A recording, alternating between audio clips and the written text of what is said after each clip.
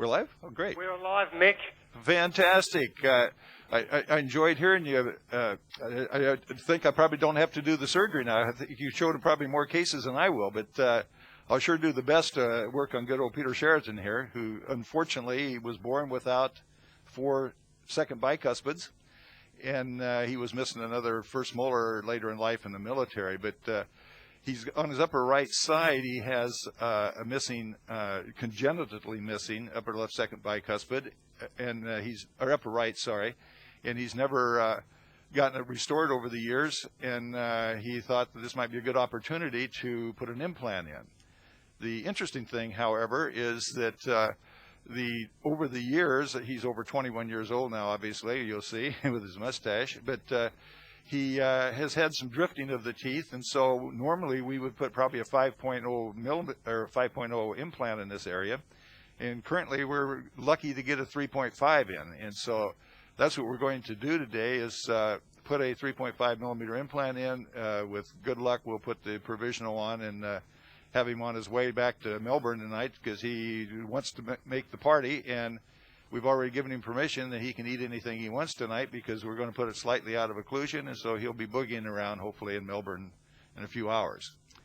And so what we'd like to start with is we're going to zoom in on a radiograph that was taken last night in his practice, and just to get a good idea of what the situation is. He's got approximately 10 millimeters space between the alveolar crest and the maxillary sinus, and we're going to try to put a 3.5 10 millimeter implant in there. We may, in fact, have to reduce the occlusal in order to get the implant in place without going into the sinus. But that's what we're going to go now to the mouth, and let's just take a look at the situation, and I'll try to explain what we're going to do.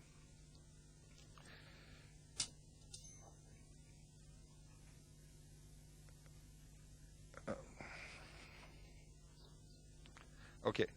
And so here's the situation. Peter, 20 years ago or so, he had one of these crowns placed, and about 25 years ago, he had another one placed. They didn't get placed at the same time, but the fact of the matter remains is in between these two crowns remains this space. Now, oddly enough, a 3.5 just fits in this space between the teeth, and I'll take a drill guide to sort of show this to you. Now, as we take the drill guide and we put it in position, we can see that we've got just about the right amount of papilla on the mesial and distal, and we can take this drill guide and angle it whichever way we want to so that we can put him in a functional relationship. But it appears that we're going to just split it right down the middle, put about 1.5 millimeters papilla on each end, and then we'll use the other camera to show you the occlusal of this, if we can.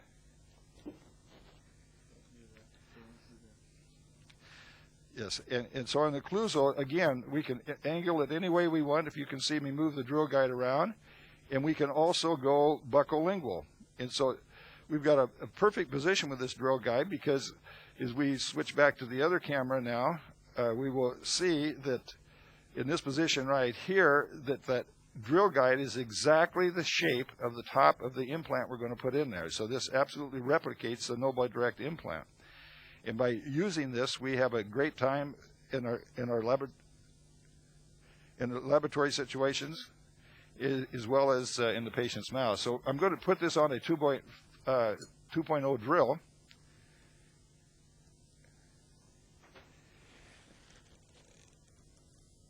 And we'll put the drill guide in place.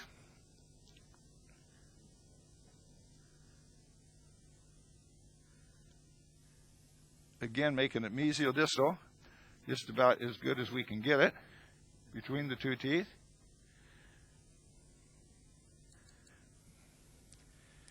As you can see, our water came off.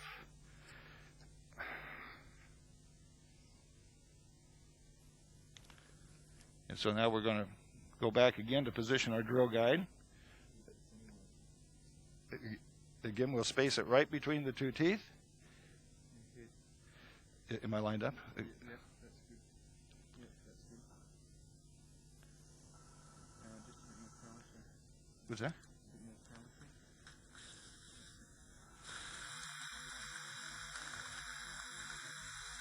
In this drill guide, as you can see, I'm going to go through the soft tissue and into the alveolar crest with this, because this will allow me to be able to put the soft tissue tree fine guide burr in there and cut the soft tissue at an exact right position.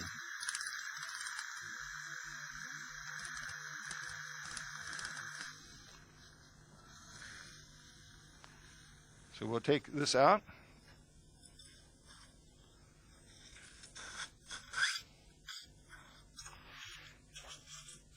And we'll put the soft tissue tree fine guide into position.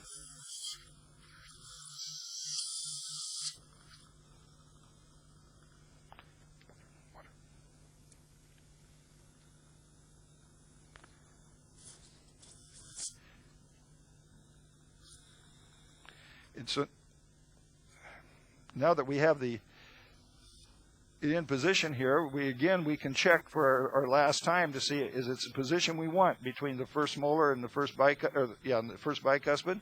So we can check this distance. We'll change the camera to the other angle to see if we can, on the occlusal now, is this put us in the right distance between buccal lingual, and it appears that it's just about ideal where we would like to have it. And we're going to change the retractor here just a bit. Okay, there we go. And so now what we're going to do is to take the soft tissue tree fine drill, which will cut exactly the shape of the implant diameter. And so this is exactly 3.5 millimeters. And this will cut into the soft tissue and make a perfect incision so we don't have to do anything. So it's right into the, and when we're going to stop it in this position so that I can show you that the angulations of the cut is not always perfect on the buccal lingual, and so oftentimes we have to come in after we take out this guide, we have to come in with a number 15 blade and cut around this. And so I'd like to take a 15 blade now to do the final bit of this incision so that we don't have any soft tissue down in the osteotomy position. And just by making little gentle incisions right down at the alveolar crest level, we can now loosen up that plug of tissue.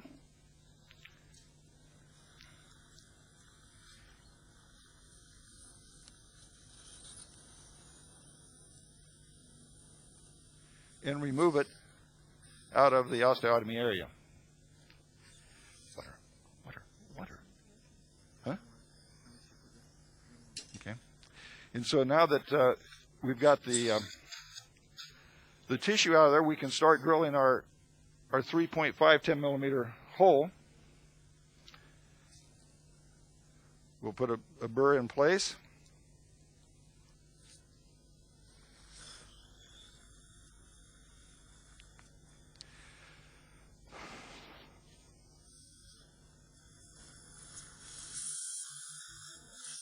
And we're going to, again, line it up just the very best we can to come right down.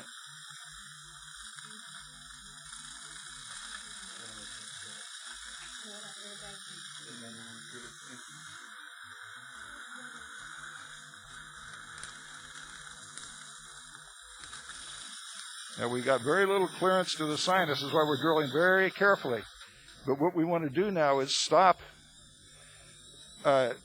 If we can get deep enough, the highest peak of tissue here, we want to stop to the very top of this burr right here, because that's where we want the soft tissue integration. We want the tyenite up in this area. And this part of the drill right here is going to be the top of the tyenite.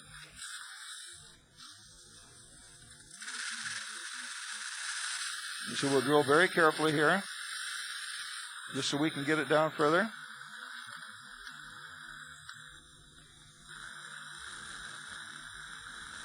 And we're just right exactly,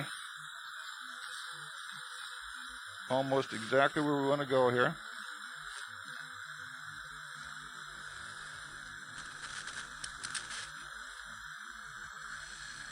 Again, we're going very, very carefully, because we know we're close to the sinus, and so we're just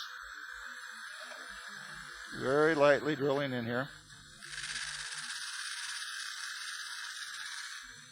And so if we look at that on camera now, we're going to have some tyenite, obviously just slightly above the tissue here in this direction, and back here as well, and that's just about where we want to end up.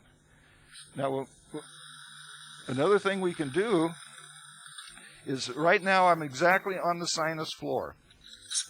And you can tell that for you people who are just beginning is by when you put the drill in, you can actually tap down here and see the sinus or feel the sinus floor underneath. So what we're going to do is to use an osteotome, and we're going to just tap the sinus up slightly to get a little bit more room. And we can put an osteotome in here just like this. Give me another osteotome, that's fine. Yeah. And so when we do this, we can just tap on the osteotome just slightly.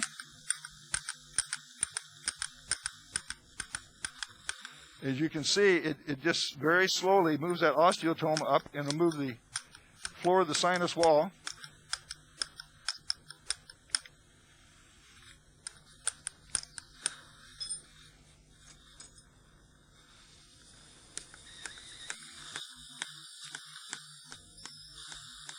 And by doing this, you don't damage the membrane at all. And it gives you a really nice situation to put your implant in. And so we're up here now. There's the 10 millimeter range. And we're up there about 11. We'll go just a little bit more so that we have no problem of putting the implant where we want it. Right there. So we're up there just about 12 millimeters right there. What we're going to do now is use a thread former right on the cortical bone of the place we entered into it, and just to make absolutely sure that our implant will go into place nicely. I see a little tag of tissue there I don't like.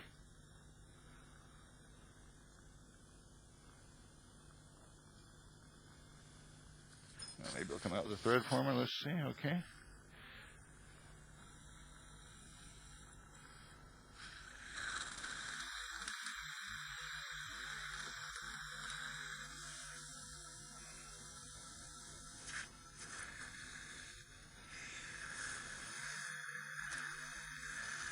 And again, we put the thread former just about the same distance from the tip of the papilla, just like before.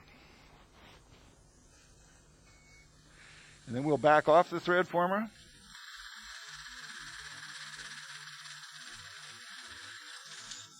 Like this. And now we're ready to insert the implant into place. Except almost, there's a little tag of tissue. I don't know if you can see it on your camera, but right here.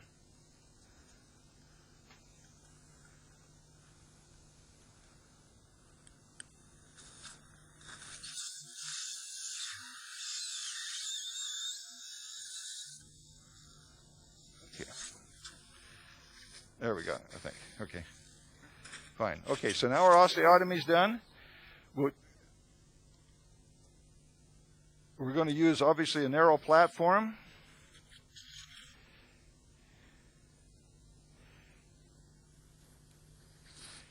And as soon as we get it out of the sterile container here, I will show you. Here is, I'll try to get it up near the site. So right here is our implant that we're going to place in there. And I think we have to reverse it back. Did you reverse it back? Okay, I'll reverse it again then. Okay. And so we're going to put it into the area.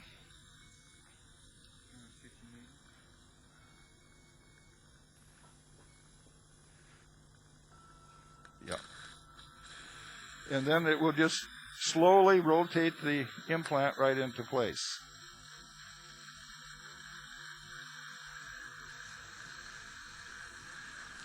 As we get close to the tissue, we have to look at it very close again, because again, we want the tyenite surface to be just right at the area of the papilla or just slightly below it. And so we're going to go in just a little bit further. So it's just below that tyenite surface.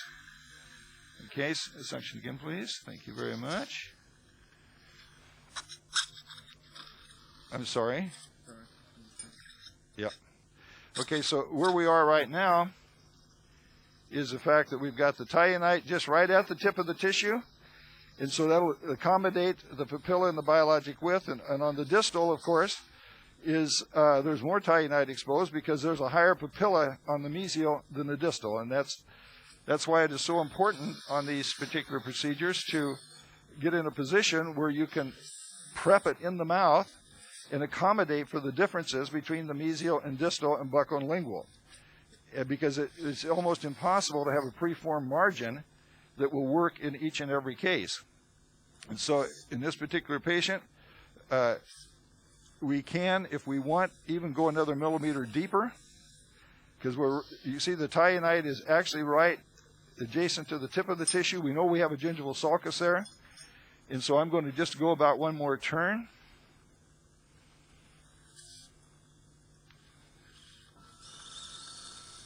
Right there. And that will put us into a position that should get us right where we want to go. And so from this position here, we will now be able to try on our provisional that was made in the laboratory.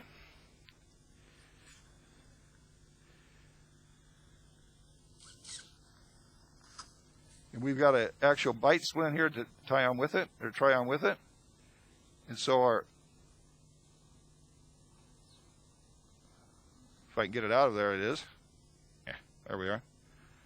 Okay, so now I will put the provisional on, just to try it on for size. And so this was laboratory made by Rob DeLue in Rob DeLue's laboratory here in Sydney. And he made it off of a model that works quite well. So what we're going to do now is we're going to reline this temporary, although it almost fits perfectly without relining. We'll check the occlusion carefully here.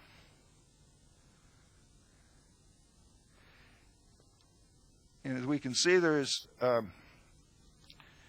occlusally there's space, although we can't unfortunately move the camera to see it, but I can put in a probe underneath this. So there's space underneath this for the temporary. And so I will reline the temporary, and we will give it back to Peter to tell you some more things about some of the studies that's been done on soft tissue integration, et cetera. And I know you heard a lot of that this morning from Peter Schupak, which has done brilliant work in this area. And then we will come back here and we will show you after we reline the provisional.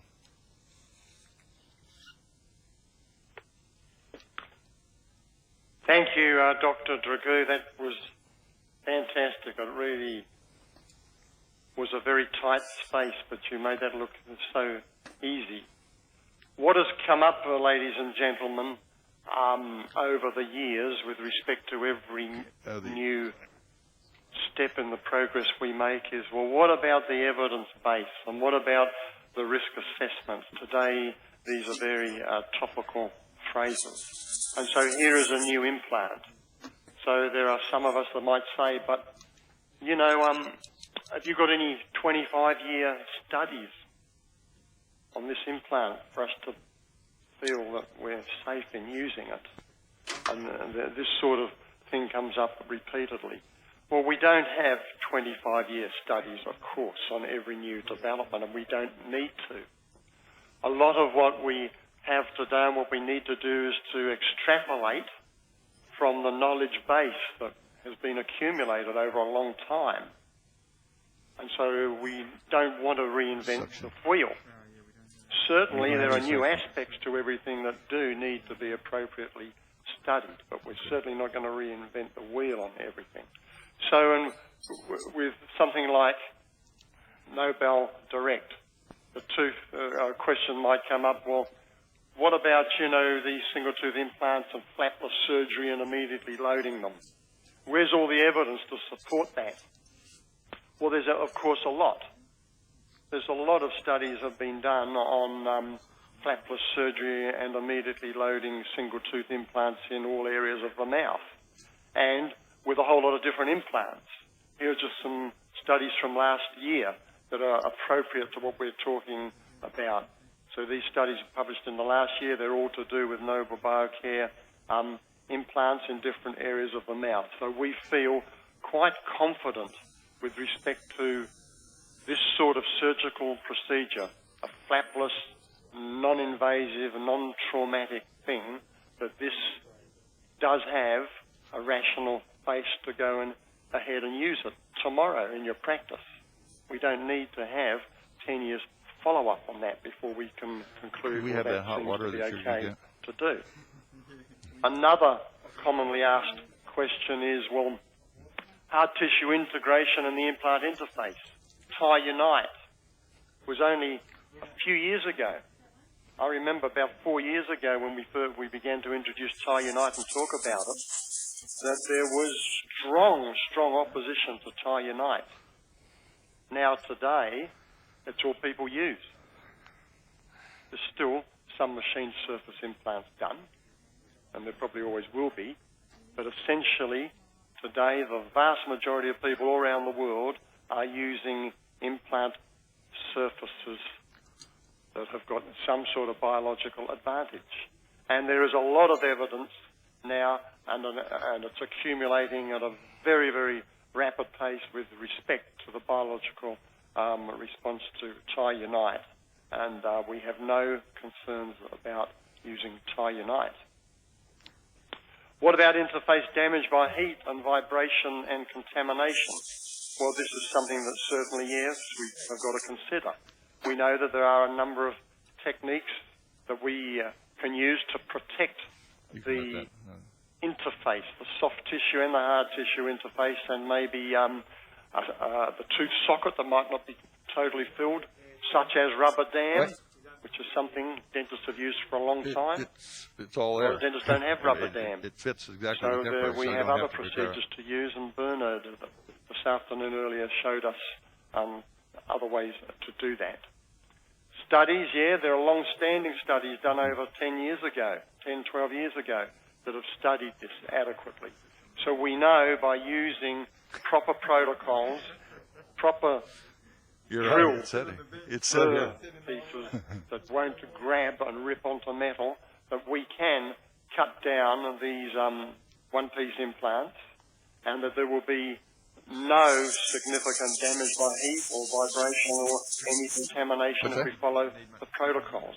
Not so much. we're not concerned about that. No, it's almost. What about soft tissue integration? Well, I've got nothing else to say after this morning's fantastic presentation. What else do we need to know?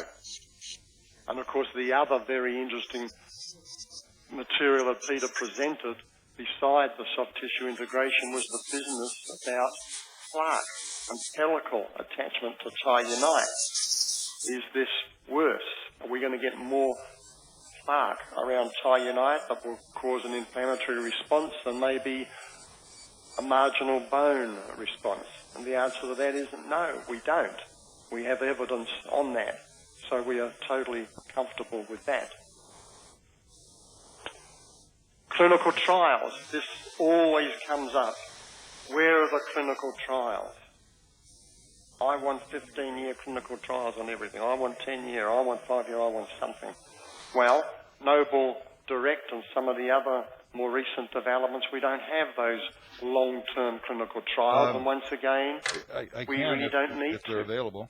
We don't need long-term clinical trials on this shape of an implant because we've got 30-year data on what happens with that shape of an implant. Again, we don't want to reinvent the wheel. There is, for those of you that are interested in finding out more information, there is an excellent monograph available that your Nobel Biocare rep will give to you, written by Dr. Dragoo, that fully covers his particular philosophy and really goes into great detail on the use of Noble Direct and where the soft tissue tie-unite interface should be, case selection and all of those sorts of things, and maybe some of that will come up in discussion later. Dr. Dragoo has got a 5-year follow-up of, up to 5-year follow-up of 400 cases of one-piece implants. So there is that degree of information for people that want 5-year clinical trials. Noble Biocare also, of course, have a number of clinical trials that are ongoing with respect to this particular implant. So summing up all of that business with respect to evidence base and all of that, I think it is important that we ask those questions because we should ask questions about everything. Anything we have any doubt about, we should ask questions. Camera check here. About. But I certainly don't have any concerns in using these new generations of implants in my practice because I am quite clear in my mind that the extrapolated research and the accumulated data over 30 years that lie behind these developments is all that I certainly just looks out of focus. Is that focused? With respect to the patients we've seen, now that our patient from earlier this morning, the tooth in an hour, and our patient Peter here, both of these patients will be down in Melbourne this evening. They will be at the dinner. I don't think they want to be bothered with, 800 or 900 people going up and saying, what does your tooth feel like? Make them feel welcome, and if you are close to them, by all means, talk to them and so on. So here is, how are you going there, Mick? Well, we're doing fine. We've put the provisional in, and we just checked the occlusion on it. It is definitely out of occlusion, and everything is quite good. The other facial, please. And so they were asking here in the room, which I think is I had to share with you people in Melbourne, is why did I not grind on the implant? And I think it was a very good observation. The reason we didn't grind on the implant is we didn't need to, because if you use the drill guides properly and you have a nice preoperative data on the patient, oftentimes and most often you can get them in without grinding on them at all. Oh, sorry, I was looking at the patient, but the important thing about the Noble Direct implant is I know there's a lot of comments made about the grinding on the implant, and we try to grind as little as possible on the initial placement, and we only grind in terms of reducing the occlusal should we need to, because sometimes you have a little short inner arch space. And Peter, our patient here, has got perfect inner arch space, so we didn't need to alter it at all. And as far as the grinding on the implant goes, this will happen in probably 2 or 3 months from now. And in 2 or 3 months from now, he will get a final restoration by his colleague in his office. And at that point in time, they will use whatever type of joint they would like on it. They can use a chamfer joint. They can use a knife-edged finish line on it. But the most important thing is the soft tissue will be integrated, and it will be integrated down to the point where the sulcus depth is going to be almost nil. And that is important to tell you, colleagues, that use the Noble Direct, is when the soft tissue integrates, just like Peter Schupak showed you this morning, it really integrates. And you will have to use retraction cord in order to push the tissue aside in order to make the proper subgingival preparation, because it is not like a natural tooth. A natural tooth, oftentimes you have maybe 2 millimeters of sulcus depth, and on the Noble Direct implant, you have about a 0.5 millimeter. And probing-wise, sometimes it's 1 millimeter, or it's even a little bit less. This is a very positive thing as far as tissue control and inflammatory control, but it's sort of aggravating sometimes when you're prepping them. So understand that you have to put pre-preparation retraction cord in the gingival sulcus, and if you do so, everything else is just normal like a natural tooth. And most colleagues, in fact, retract with the retraction cord before they go subgingivally anyway. And so you will see Peter down at Melbourne tonight. He'll be at the party boogieing, knowing him. And he certainly is welcome by us to to enjoy the food and the dance and the booze that you have down there, and thank all of you for watching us do this demonstration. And I appreciate Noble BioCare inviting me, and I suspect if there's any questions that you want me to participate in, I'd be happy to do so. Thank you, Mick. I'm sure there will be. So, Nancy and Berit, let's see if we have some questions from the audience to transfer up to Dr. Dragoo in Sydney. And maybe, Mick, you know, you're a real good-looking guy. You look even better with a mask off. Could we see you now? I will try to take the mask off. In fact, if I take my gloves off, I can take the mask off easier. But believe me, I look better with a mask on. Yep.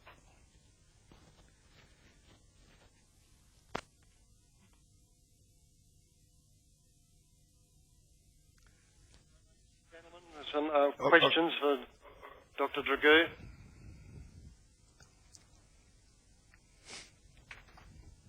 Yeah, We're just moving the microphones around. Whilst we're getting to the question, maybe I'll pose a question for you. The cases that we've seen demonstrated this afternoon have been either long-standing extractions, something like Peter there, or we have had immediate extractions. Now, often what comes up in clinical practice is like the recent extraction 3, 4, 5, 6 months ago and so on. What's the score on like going into those sites? What sort of protocol would you advocate? Okay. Our research on Noble Direct has been mentioned there is only about 5, 6 years old by this point in time, but what we have found is that even with the other implant systems, that the best times to put implants in are either immediately when you have the opportunity, or if you don't have that opportunity, to wait at least 5 or 6 months until you can take a pre-implant radiograph and you can see the cortical bone coming over the top of the crest. And when you see that, you know that you have complete healing and therefore to continue on. I think I see colleagues in different countries, not in Australia, but in different countries that try to put implants in at 2 or 3 months. And if you do that, you will almost always get it too deep because you cannot tell where the alveolar crest is. And so I recommend 2 types: either do it immediately or wait 5 or 6 months, and you're quite safe. Thank you, Mick. We do have a question from the floor now. It's a Dr. Liddams here from South Australia, and I can tell you, Mick, that he is a prosthodontist who puts in his own implants. He's a very deep-thinking man, and this should be a good question. Great. Thank you, Dr. Henry. That puts the pressure on him, doesn't it? A very basic question. In 3 months' time, when the soft tissue is healed and integrated well, it is different to the soft tissue around a natural tooth. How do you deal with that sulcus, trying to prepare and trying to take an impression? It is different, and you said it's a bit more difficult. Do you want to expand on how you do it? I will tell you what I do, and there's probably other colleagues have different methodologies to work with, but what I generally do is use the retraction cord technique. I usually take about a 0.9 millimeter retraction cord, put it around the gingival sulcus, at least 2 months post-op, so I can get the tissue away from the implant surface, because it is so tightly affixed to the implant surface that if you don't, you're going to damage the tissue. And of course, just like a natural tooth, you risk the chance of some recession. But I find that if you do the retraction, it works for both the preparation as well as the impressions at that point in time. And you're exactly correct that it is not the same. It's tighter affixed to the Italianite than it is to the natural tooth. And why, of course, I have no idea. But if you do use the retraction cord techniques, you might find that it's a little more difficult to place the retraction cord, because even the hemodesmosomes of the epithelial attachment is a little bit tighter than a natural tooth. But it varies just a little bit. It might take you 10, 15 seconds longer is all to get the retraction. Thank you, Mick. Yes, Berit? Thank you, Dr. Dragoo, for that perfect demonstration there. Now, my question is, sorry, closer, okay. My question is regarding lasers around implants, either for troughing after you've placed the implant 2 months later instead of placing a cord. Would you consider it more conservative to trough that soft tissue with a laser instead of the thing? And at the same time, sorry, before you answer, at the same time, does anyone have any data on lasers affecting the implant surface in any negative way at all?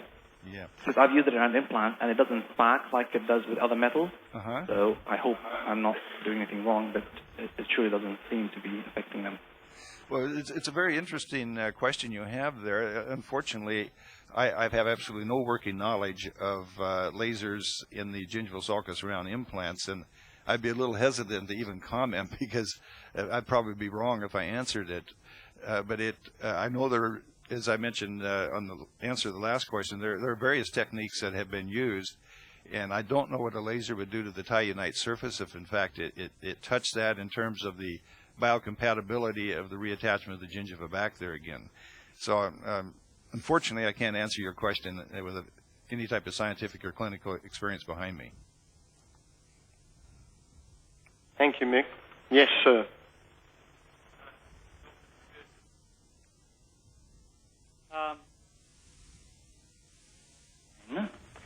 You've just placed an implant that's 3.5 millimetres in diameter, and we're clearly replacing a tooth that has cervical dimensions well in excess of those 3.5 millimetres, and we have soft tissue integration at that cervical margin.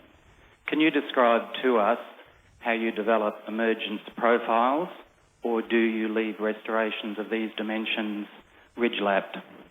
Okay, I can answer that with a couple different ideas. When there is a ridge or a emergence profile situation, what I do is when you saw the first pilot hole I made in the tissue, I would make a little incision, papilla to papilla, reflect the facial flap just slightly, and put a connective tissue graft to develop more emergence profile in that area. And then I would place my implant more in a facial position. And that's what we tried to do to Peter here, is to actually put the implant more facially than lingually, because of the discrepancy, as you rightly mentioned, between what that space usually is and what the size of that implant was. The unfortunate thing, however, is, as you could see, the implant just barely fit, even though we used a 3.5. But you can develop emergence profile by pushing the implant a little more facially, and when you need to, you can put a very conservative connective tissue graft under that facial surface, and you solve the problem quite easily.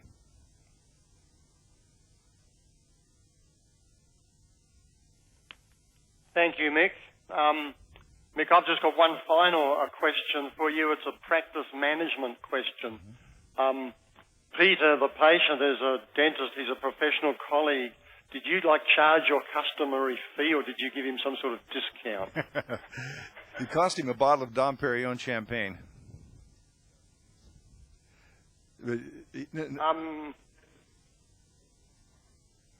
Mick, we really greatly appreciated your presentation this afternoon. It's really been fantastic, and I know that you have excited a lot of interest here, which for many people are new things. The one-piece implant is a new thing, soft tissue integration is a new thing. We would love to have you back down here in Melbourne tonight at the dinner, because there are a lot of, there's 300 or 400 female dentists here wanted to dance with you, but we know you are very busy. We know you're leaving directly from Sydney to go on an Asian tour. You're going to Singapore, Hong Kong, a couple of other places. There's 400 dentists waiting for you up there in Hong Kong, and I know they're going to love your presentation as much as what we've done. We wish you a safe trip to Asia and a safer trip back home to the US, Mick, and we're looking forward to when you come back down here again. And I'm just going to ask everyone here to show their appreciation for your presentation.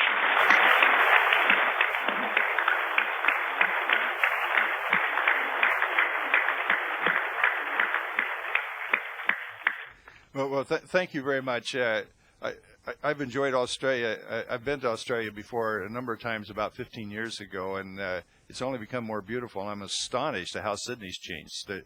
it's an amazing city, and I wish I could join you tonight down there, but I do have to be on my way to Hong Kong tonight, so I can't do that. Sorry about that.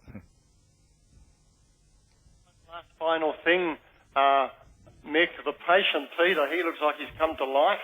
Maybe he'd like to tell us as fellow colleagues what's it like having an implant done. Yes, no problem. In fact, I will mic him up here, and he can tell you what he thinks. Hi. The procedure was painless. I felt nothing. The osteotome was unusual, but that notwithstanding, it was a completely pleasant episode, and I'd recommend it to my patients. Thank you. Thanks. Thank you for the comments. One question. One further question, Mick.